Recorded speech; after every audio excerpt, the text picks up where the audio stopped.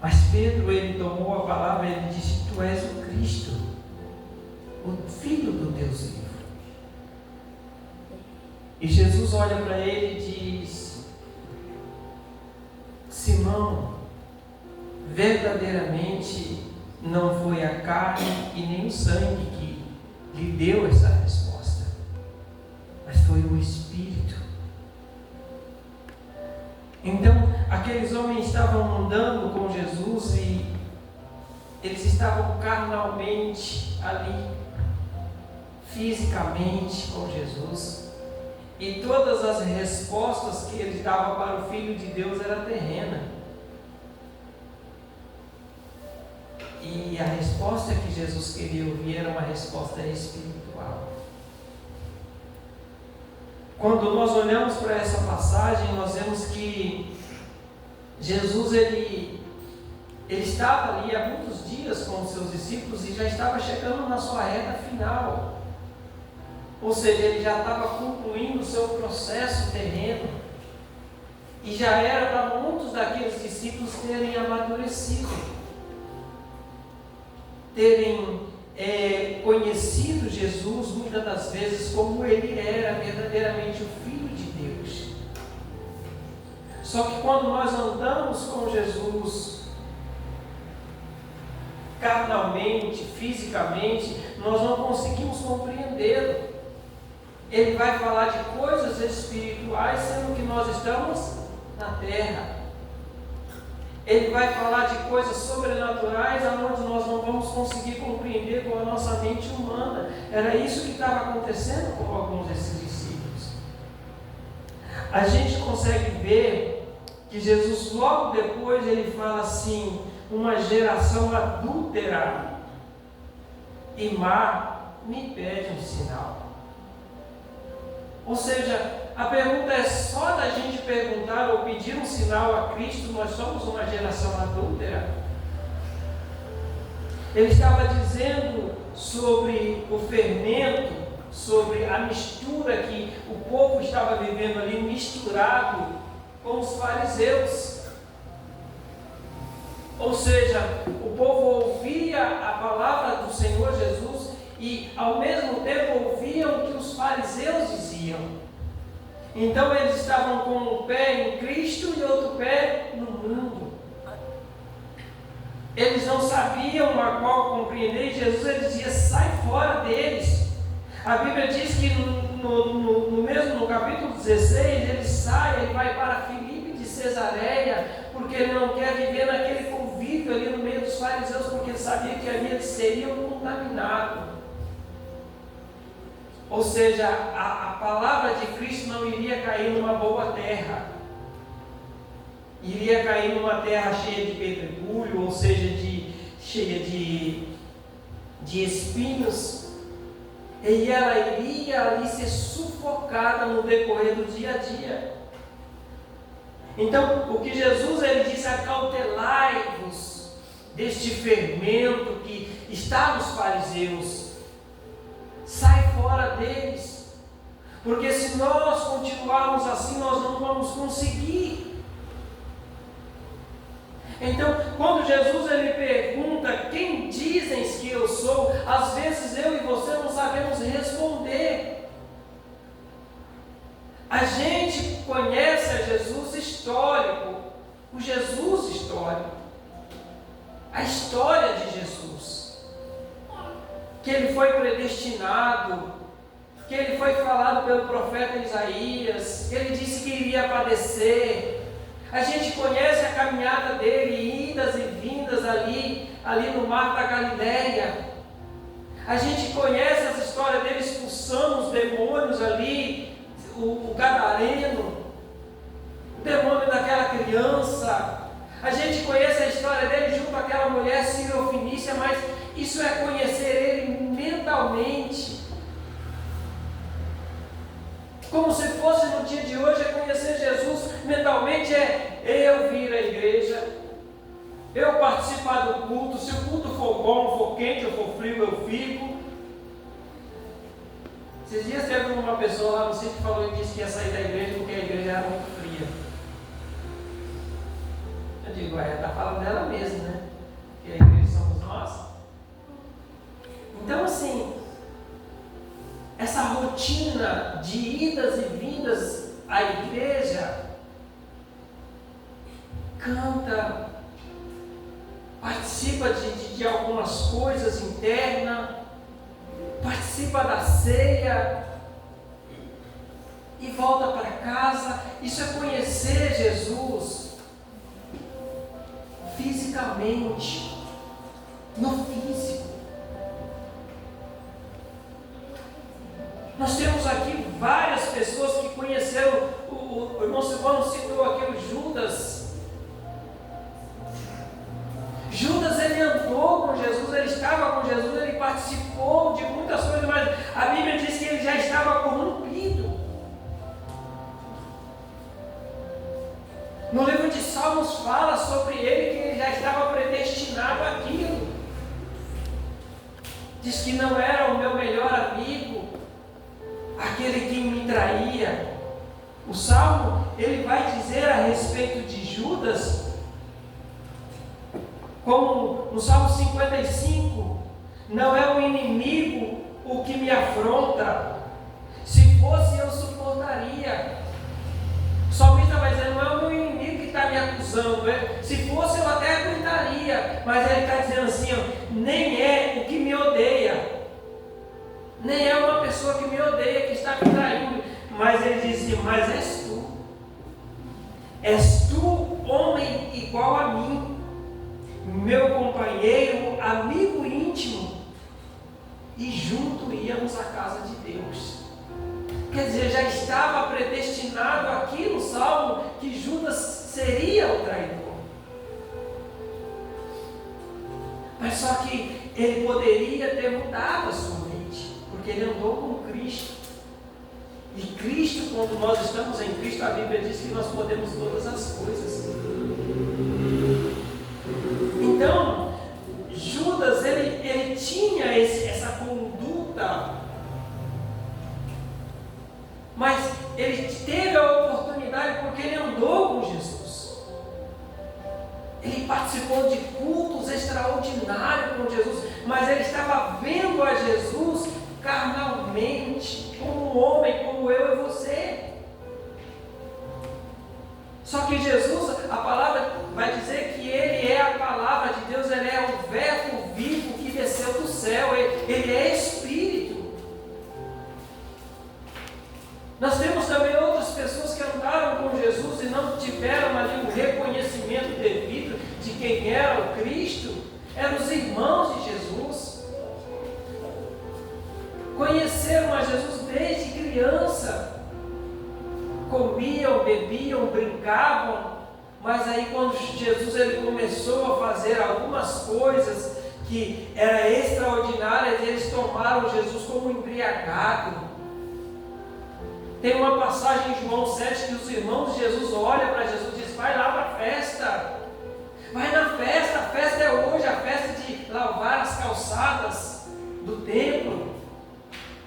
Era uma festa muito grande e eles disseram para Jesus, é a oportunidade de você aparecer, é a oportunidade de alguém como você ir e se amostrar lá. E Jesus disse, não é a minha hora. E a Bíblia diz que no final da festa, ele chegou.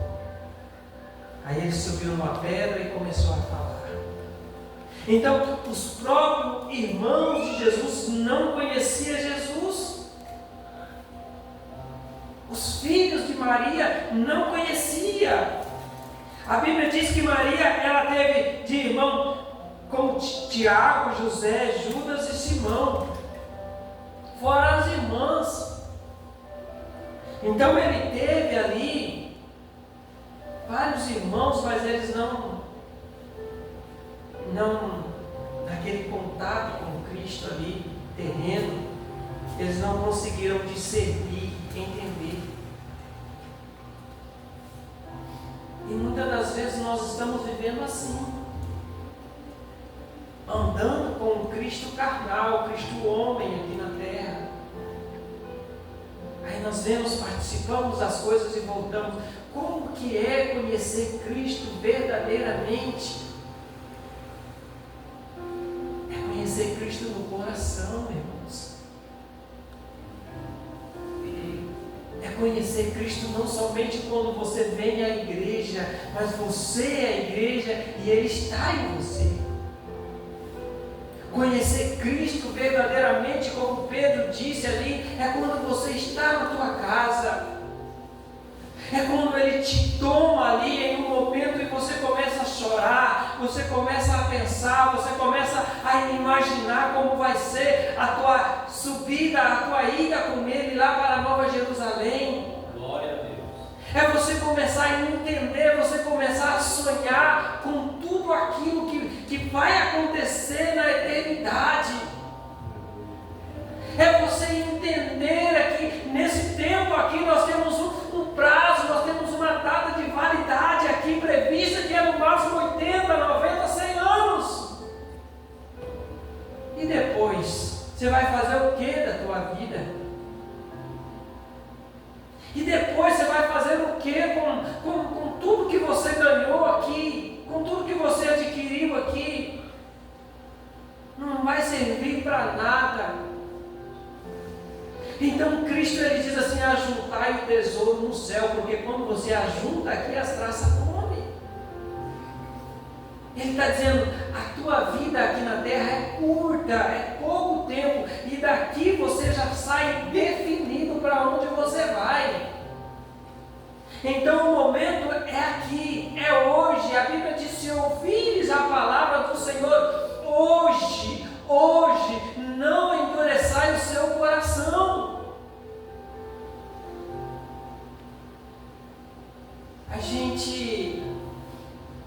A gente muitas das vezes estamos muito superficial conhecendo Jesus. A gente conhece Ele das pessoas ouvir pregar, das pessoas contar a história dele, de vir no culto e ouvir falar de Cristo. Isso aí, irmãos, é basicamente o que quase todo mundo está fazendo. Por isso que nós estamos vendo como que o mundo está, como que as coisas estão.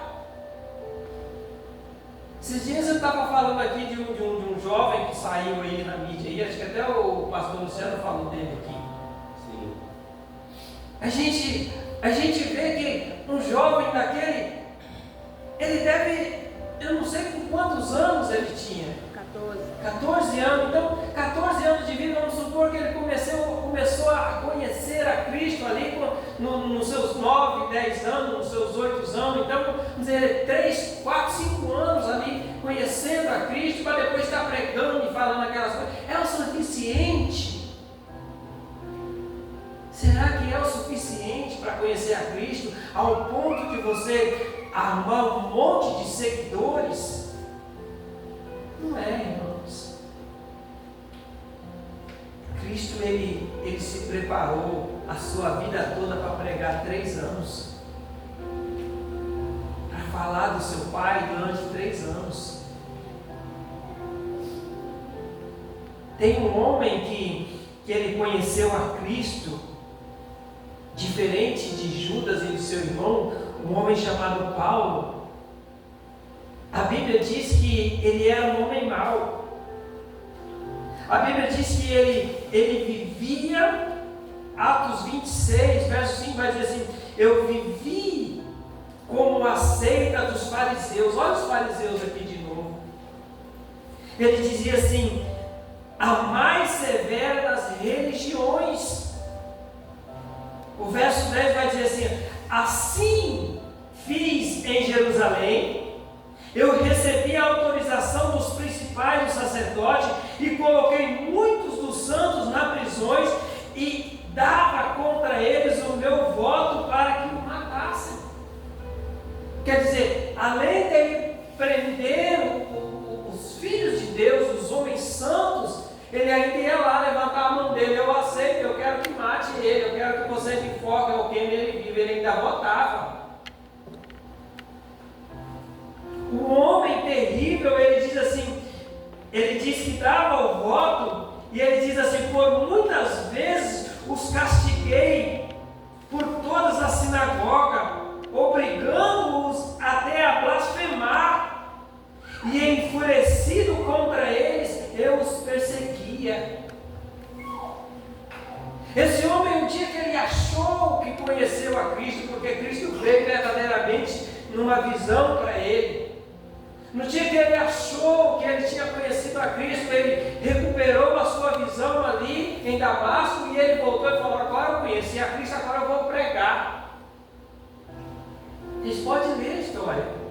A Bíblia diz que ele saiu todo eufórico, todo alegre, todo feliz. Agora eu vou pregar. E diz que ele chegou em Jerusalém. Quando ele meteu os pés em Jerusalém, a Bíblia diz que o povo de Jerusalém escorraçou ele de lá. Ele saiu de lá fugido. E a história diz que ele sumiu por mais de 9, 10 anos. Aí, quando ele voltou, sim, ele já voltou com um propósito bem definido. Ele voltou com a mente de Cristo. Ele voltou transformado. Glória a Deus. Então, irmãos, a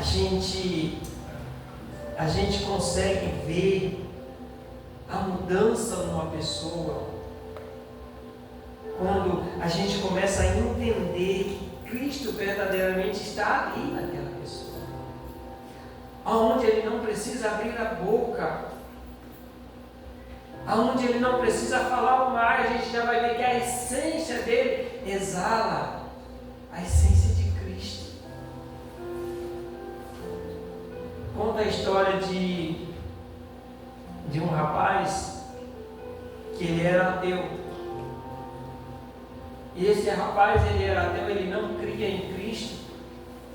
E a história diz que ele começou a estudar a vida de Cristo para ele poder bater contra, para ele entender quem era Cristo, para ele poder, vamos se dizer, desacreditar. Ele começou a estudar e a entender, para ele poder desacreditar as pessoas. Quando as pessoas falavam de Cristo, ele ia lá e dava um contra, falava: não, isso não existe, isso é coisa da tua cabeça, eu já li a história dele, eu sei como é que é. E aí a Bíblia diz que, a história diz que ele começou a estudar, e quando ele começou a estudar, no final do seu processo, a história diz que ele se converteu a Cristo. Então o que eu quero dizer para você nesta manhã é que dificilmente, quando você se põe, quando você se coloca, quando você se dedica a conhecer a Cristo, dificilmente você vai sair de lá da mesma maneira, da mesma forma. Ele vai transformar a sua vida, ele vai mudar você. Então, nesta manhã a pergunta é: quem verdadeiramente somos diante de Deus, ou quem é Cristo para nós? O que Cristo significa para você? E nesta manhã a gente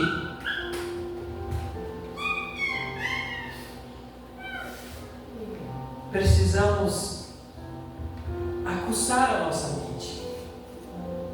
Nós precisamos trazer a nossa mente: será que eu, Pastor Paulo, estou conhecendo ou conheço a Cristo verdadeiramente como Ele é? Será que eu não estou convencido demais, ou eu estou vindo só na igreja, nas minhas idas e vindas e nada mais? Será que eu estou vindo aqui só porque eu não tenho para onde ir? É o que muitos estão fazendo, irmãos. Mas quando você tem a convicção de quem você é em Cristo, você vai começar a olhar e começar a dizer que nem Paulo: já não me importa mais nada, ninguém me incomode, ninguém tente me tirar o meu foco, porque eu trago no meu peito as marcas do Senhor Jesus. Aleluia. Quando você começar a ver que nem Paulo viu a Cristo, você vai entender que não é as decepções da vida aí fora que vai tirar você da presença de Deus. Você vai começar a entender que não é porque deu errado hoje que você vai desistir amanhã. Você vai começar a entender que o seu propósito é muito maior do que simplesmente você vir à igreja e voltar. Você vai começar a entender que você tem um destino, que você tem um propósito e que você tem um lugar já guardado para você. Quando você começar a entender isso, quando você começar a olhar para a eternidade, em vez de você olhar para a terra, você vai começar a ver coisas grandes que Deus tem para você. Irmãos, esses dias nós no ensino aqui, a irmã Rosenilda imaginando a gente falando aqui, né, e ela dizendo como vai ser lá. Nós vamos estar flutuando que nem um fantasma para cima e para baixo, atravessando parede e andando. Você já imaginou como que vai ser lá, irmão? Você já parou para pensar como que você vai viver lá?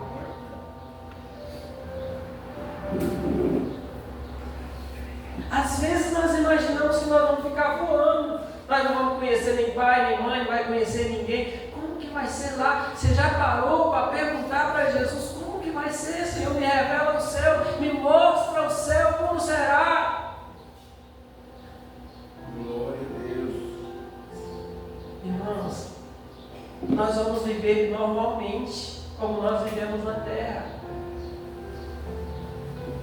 com uma diferença: eternamente. Glória a Deus. Nós vamos andar, correr, se divertir. Nós vamos viver normalmente, com uma diferença, com o nosso corpo glorificado. Você não vai sentir mais dor. Glória a Deus. Você não vai pegar mais doenças. Vai ser diferente, irmãos. Vale a pena viver 80, 90, 100 anos aqui, renunciando às coisas desse mundo, deixando para trás, largando tudo. Vale a pena, irmãos. Porque naquele grande dia, quando nós subirmos com Ele, nós já vamos subir com o nosso corpo glorificado. Aleluia. E aí nós vamos começar a entender o propósito. Eita, se o irmão fulano estivesse aqui. Eita, se a irmã fulana tivesse entendido. Olha que maravilha. Isso que Cristo Ele fez. Tudo que Ele fez, irmãos, foi para que nós tivéssemos acesso a tudo que o Papai é. Tudo que o Pai é, você será. Glória a Deus. Tudo que Deus é, nós seremos. Porque a essência dele vai estar plena dentro de cada um de nós. Então, nessa manhã, irmãos, vale a pena fazer essas perguntas. Quem nós somos? Quem é você? Quem é Cristo para você? Qual é o significado que Ele tem na tua vida? Vamos louvar.